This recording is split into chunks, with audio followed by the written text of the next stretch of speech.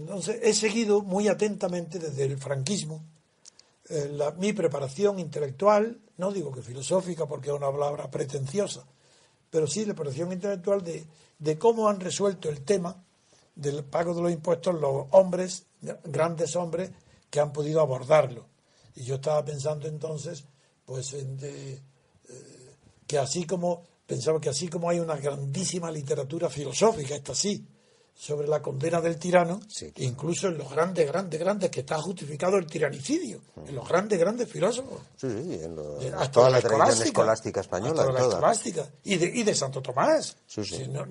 Y mucho más que Locke, porque Locke, que se opone en su teoría, que hay en defensa de la mejor parte, se opone, dice que hay que emplear todos los medios, y si cuando fracasan, dice él, nada más, hay ya más que clamar al cielo. Luego, él es, de todos los grandes, es el único que ha estado a punto de también incurrir y decir, no, es que está el golpe de Estado, la muerte, el asesinato de un tirano está justificado. Pues lo que nos llegó, dijo en su lugar, hay que clamar al cielo. El recurso. Creo que se le entendía. Pero sí, es clamar al cielo.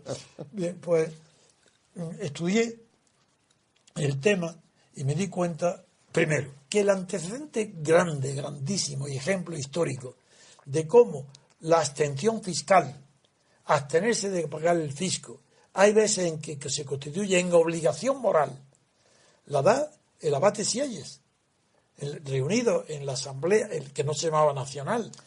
El tercer estado, antes de ser Asamblea Nacional, se reúne en una asamblea. Exacto. Y no acuden ni los aristócratas ni la Iglesia, ¿no? Los dos estados no reúnen, apoyados por el rey, que no quieren que se una. Claro, es el momento de los estados generales y la quiebra de Y entonces ahí es donde el genio, que fue genial en pocos momentos de su vida, pero cuando en algunos lo fue, el creador de la noción del tercer estado, Sieyes, en la asamblea dijo, que es un panfletito de nada, publicado a final de 1788. Hondura de pensamiento ninguno. No, pero positivo, extraordinario. Pero que da dos o tres puntos claves. Un folleto extraordinario.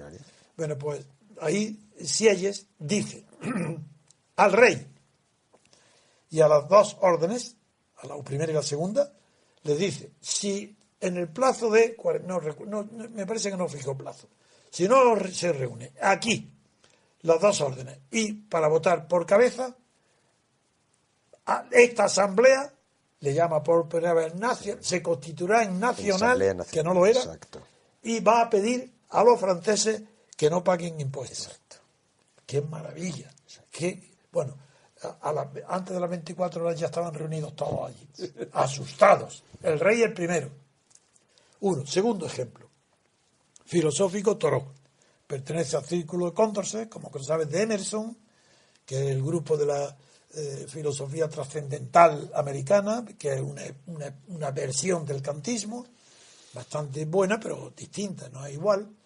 Y Thoreau predica la abstención fiscal hasta el punto de que él es metido en la cárcel, tanto ejemplo. Él es un hombre que se trata de colocar fuertemente al margen de todo el sistema institucional. Y pide la abstención fiscal. Después de eso, ya la única manifestación inteligente, culta, que yo conozco, es la de Charles de Koning, el teólogo canadiense, que escribe, pertenece en realidad al pensamiento cristiano, pero tiene un valor enorme, porque él dice que la abstención fiscal está justificada cuando no hay democracia. Sí, claro.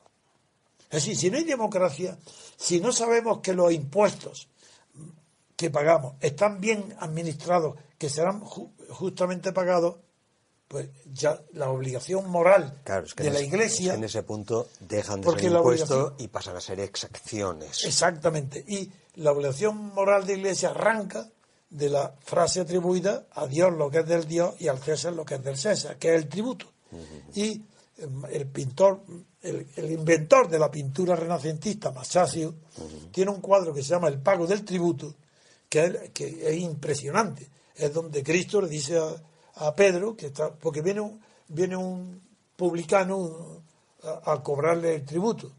Claro, y viene como un poco Masaccio, un genio tan grande, es el inventor de la pintura, sí, que fue asesinado muy joven y por eso no pudo crear una escuela duradera. Y por eso la pintura se atrasa nada menos que hasta Leonardo, casi más de medio siglo, porque la pintura va detrás de la escultura. Porque Masaccio muere y en cambio Donatello crea el patrón, el paradigma de la escultura moderna, la renacentista. Bien, pues en el pago del tributo, Cristo le dice a Pedro, vete a la orilla y coge un pez y tendrá en la boca, tendrá una sestercio, no me acuerdo cómo se llama, talento. Talento, no creo que es talero, bueno, no me acuerdo. Pero en fin, ahí tiene segundo tema, pago del tributo, porque en la Iglesia sí lo justifica, y Charles de Koning es el que corrige este dogma de la Iglesia de dar al César lo que es del César, siempre que el ciudadano haya sido respetado en sus derechos. Claro, es que cuando estamos hablando propiamente de impuestos, estamos hablando de ciudadanía. Por eso no tiene ningún sentido utilizar el término en sentido propio, más que para sociedades. Y mucho más con el término etimológico de cibes, que no significa ciudadanía, como tú sabes, en latín, sino que significa conciudadano. Entonces el conciudadano lo eres y tienes obligaciones comunes porque eres respetado en esa conciudadanía, y el impuesto, exacto, si no va dirigido a esa finalidad, es injusto. Pero sin ciudadanía no hay impuesto, hay excepciones de Estado, pero no hay impuesto.